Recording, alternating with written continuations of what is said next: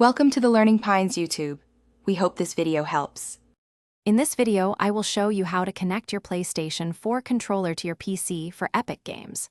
First, physically connect your controller using a reliable USB micro-B cable, or ensure your PC has a functional Bluetooth adapter if you prefer wireless play.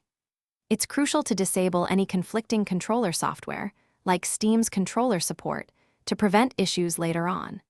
This initial preparation ensures a smooth setup process, laying the groundwork for seamless gaming. Next, we will install DS4 Windows, the primary tool for this setup. Navigate to the official DS4 Windows GitHub page to download the most recent stable release. Avoid unofficial sources for security.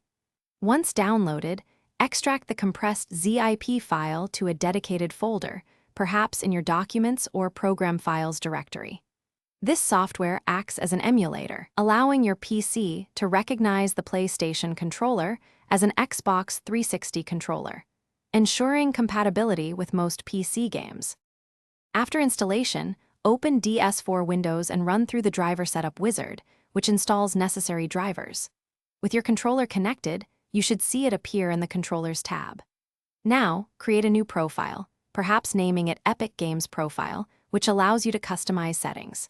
You can fine-tune joystick sensitivity, remap buttons, or even change the controller's light bar color to your preference, tailoring the experience to your specific gaming style. After connecting your PlayStation 4 controller to your mobile device, the next crucial step is controller mapping. PUBG Mobile does not natively support external controllers for gameplay, so a third-party keymapper application is necessary. This software allows you to assign specific in-game touch actions, like firing or moving, to the buttons on your PlayStation 4 controller.